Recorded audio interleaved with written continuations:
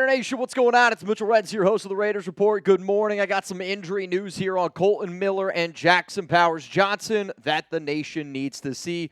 Also, let's be real. The second half offensive line for the Silver and Black up against the Minnesota Vikings made me a little bit nervous in case some of our starters are unable to play during the regular season, hence kind of what we're dealing with right now. So I'm going to look at some potential insurance offensive line free agents that this team could potentially sign. Before we get into all the injury news, guess what? We're going up against the Dallas Cowboys. The Cowboys Report here at Chat Sports in a sub battle this week. We are down. They are the bigger channel, but I know that the nation can rally. I live down here in Dallas. We got to get a dub. Make sure you're subscribed. I don't want to lose to the Cowboys. Let's talk about the captain, Kolton Miller, our starting left tackle, still recovering from offseason shoulder surgery, which is something that kind of bothered him a little bit during the regular season last year. And according to ESPN's Jeremy Fowler, Miller has been cleared by an independent doctor and that the Raiders are hopeful that he can return this week. Now, we've been talking about Miller. We've been waiting on a Miller injury update, and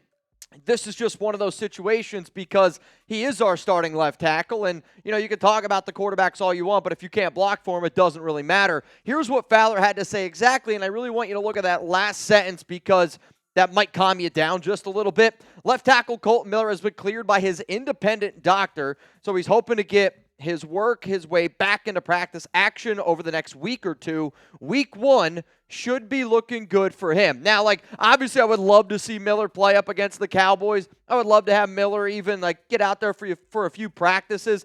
Don't really think that he's going to get out there in the third preseason game, even if he is healthy. But at the end of the day, all I care about is making sure that he's there for Week 1 when the Raiders play the Chargers. Can't have another 6-sack Khalil Mack type of day. One of the things that I do want to note, though, is Antonio Pierce seems that he's okay and comfortable with the recovery timeline, with the whole process, and at this point, I just got to trust AP. I reached out to Kolton Miller's group probably about a month ago, and they told me that, they were hoping that he was going to be able to practice during training camp. Now, I can remember last year when we talked about certain injuries, and everybody was telling me, oh, Jimmy Garoppolo's going to be okay, Jimmy Garoppolo's going to be okay, but I just simply trust Antonio Pierce more, and if Pierce doesn't really seem like he's going to be panicking all that much, I'm not going to hit the major panic button either. But Miller has yet to practice this entire offseason. We have a brand new offensive line coach in James Craig, a brand new offense in Luke Getsy. And even though Miller is a veteran at age 30 and he's been on this team, this is a whole new look for him from an offensive standpoint. Still currently on the PUP list, so maybe he gets activated off that today, tomorrow. If it happens, I'll keep you up to date. I will be live today on the Raiders Report, 4 p.m. Eastern Time, 1 p.m. Pacific. But the real question is he going to play in the preseason? Because they have been cautious. And unless he is 100% healthy, I don't see the Raiders putting him out there. I will admit there is something that Pierce said before training camp even started that just continues to linger in my mind, where Pierce did say that he expects every single player on the Raiders to play in the preseason. Now, I also got to say that he said basically every player that has the ability to play in the preseason. So if Miller's not healthy, he's not going to be out there. If he is out there, though, that little the little light bulb should go off in your head and say, all right, that means he's 100% healthy. I would say it's a 50-50 shot whether or not he plays against the Cowboys, but if he doesn't play against the Cowboys, he's not going to play in that third and final preseason game, even if he is 100% healthy. Coming up next here on the show, let's talk about JPJ, Jackson Powers-Johnson, the rookie out of Oregon. We'll get into some of his injuries because he's had multiple this offseason that we got to keep you guys up to date on. Speaking of multiple, I finally found a deodorant that's not only a 4-in-1, but a 5-in-1 deodorant, and that is a shout-out to Mando. Simplify travel with Mando's 4-in-1 acidified cleansing bar. It's a 5-ounce bar that does the work of a shampoo, face wash, body wash, and deodorant. You can also use it to create a rich shaving lather. So yeah, technically it's a 5-in-1. It's clinically proven to control odor for 24 hours. Mando's 4-in-1 acidified cleansing bar is formulated with a gentle alpha hydroxy acid that stops odor at the source. Regular soap can't do that because the pH is too high. You can get it in 3 different scents as well. The Mount Fuji is fresh and woodsy. The bourbon leather is my personal favorite. It's got this sweet and sophisticated scent. Yeah, I said sophisticated. Pro Sport is clean and citrusy. This is the one that I like to use if I go to the gym, if I'm going to go to a run. Even though I'm working out, I still don't want to stink. So, Nation, special offer. New customers get $5 off Mando's best-selling starter pack with code CHAT at shopmando.com. If you've just been looking at the screen and not listening to me, don't worry. Those links are going to be available to you all down in the comments and in the description of today's show. I like Mando because I can use the deodorant anywhere. I sweat everywhere. So if you sweat under your arms, perfect there. If you sweat down your back, perfect there. Having a full-body deodorant in a city as hot as Las Vegas is perfect. So one more time here, Mando Starter Pack is perfect for the Nation and new customers. It comes with a solid stick deodorant, cream tube deodorant, 2 free products of your choice, like mini body wash and deodorant wipes. So one more time, new customers get $5 off Mando's best-selling starter pack with code CHAT at shopmando.com. Shout out to them. All right, here we go. Jackson Powers Johnson, the injury update here on him is he's dealing with a concussion right now, and that was confirmed by the Athletics' Tashan Reed over the weekend. And I don't like to say that I'm scared about the injuries, and I've heard multiple people say, Mitch, they're just playing it safe. They're just playing it safe. But then there's also that part of me that knows that JPJ was a legit first-round talent. I mean, we had him, I want to say, it's like 16 or 17 on our big board, but he fell into that second round due to the injury concerns, due to the fact that he's had some concussion issues, due to the fact that he's had some soft tissue injuries. And he was dealing with a shoulder injury earlier this offseason. He got in a few practices in May. I don't even know if he practiced in June at all, if I'm being 100% honest with y'all. But then also, we had a source at Raiders practice that talked to JPJ's dad, and his dad said that he was dealing with a stinger in his elbow. So that's 3 different injuries this offseason where we really haven't been getting out there and being all that physical. Like JPJ, the type of offensive lineman he is, I want him to be like that Richie Incognito player where he's going to go out there, he's going to try to bully, he's going to beat the shit out of you. But if you got all these injuries and they're already starting to rack up, I'm not going to lie, it does concern me a little bit. But the good news is the Raiders are hoping to get him back this week. And out of the 2 players in terms of Miller and JPJ, it does seem like the Raiders are more hopeful that they can get back the rookie at some point this week. Still currently on the PUP list, so obviously we'll know whether or not he's going to be practicing, whether he's not. If he's on the PUP, it's not going to happen. I do really want to see him out there this week up against the Dallas Cowboys because you saw the offensive line last week.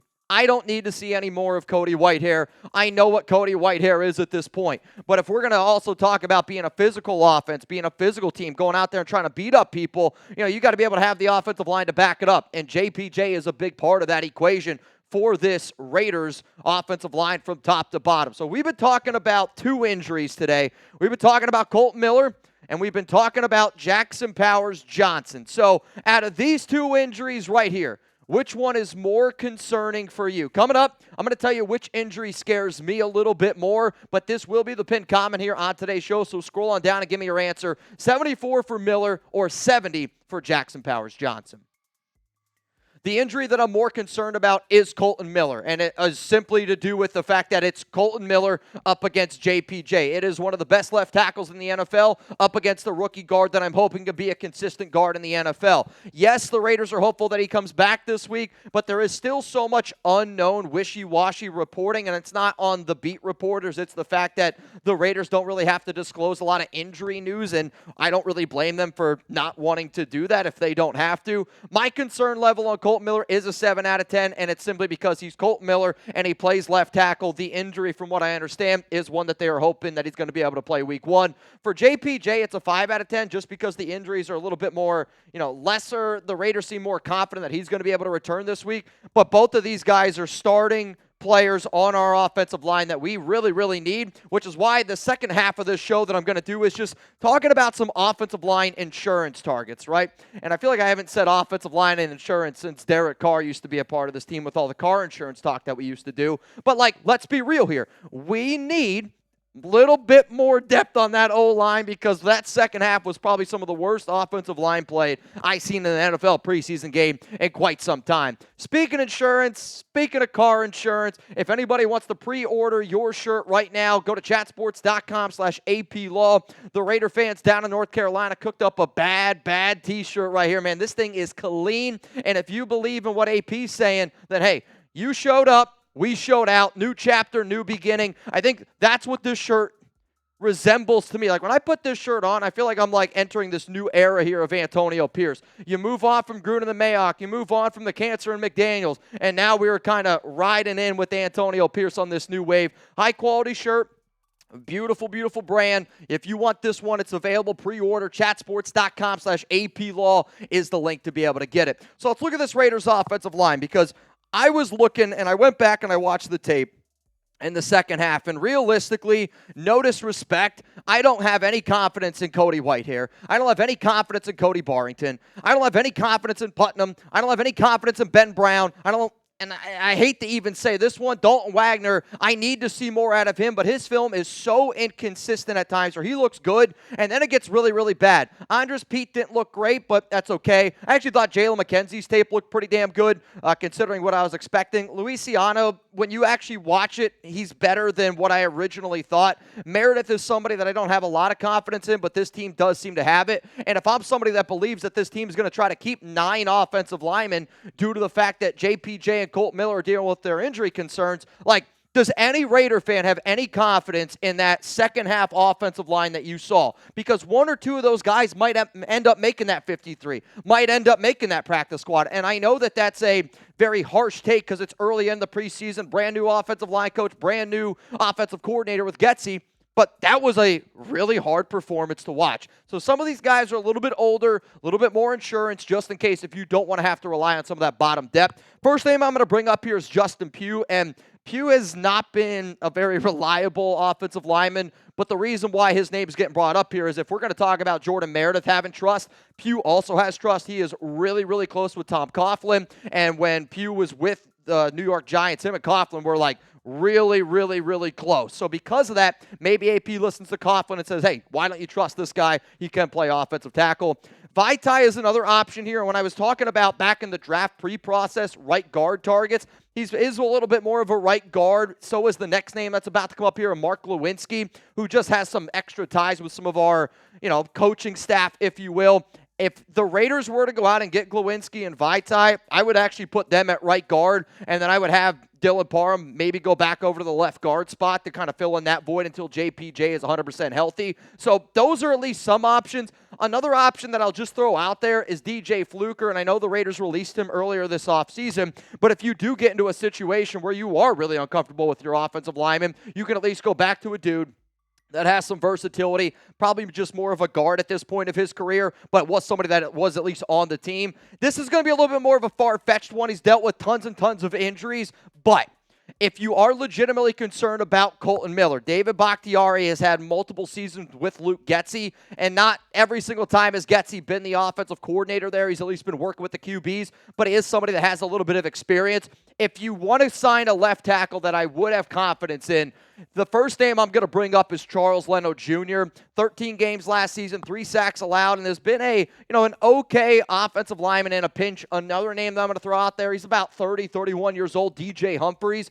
who, again, did okay job last year, played in 15 games for the Arizona Cardinals, and I think when you look at the way that team went last season, his numbers are a lot better than what you actually see on tape. So DJ Humphries, definitely a player I would keep in mind. Also a guy like Charles Leno Jr. if you're looking for a left tackle. But overall, I did this because I need more depth, and I need more solid depth on this Raiders O-line outside of those 5 guys that are pictured right there. DJ Glaze, I thought, did a good job. Andres Pete's going to end up making this team, and Whitehair will end up making it. But man, oh man, you cannot put him in a starting lineup at this point of his career. Before I get out of here, I want to let you all know what our schedule is this week. Chugs and I, again, we're going to be live a little bit later on today. Then we're going to be at practice on Wednesday, so be on the lookout for us. Thursday, no live show. We're flying back that day, which means the next day that you're going to see Jeremy and I live after today is going to be Saturday. Raiders, Cowboys, watch party. Don't be late. Pull up. It's going to be crazy here. This game means a lot to Jeremy and I. My fiance's a Cowboys fan. His wife is a Cowboys fan. I keep wanting to say fiance. My wife, his current wife, by the way, she's a big Cowboys fan, so make sure you guys pull up. We're going to have a lot of fun on Saturday.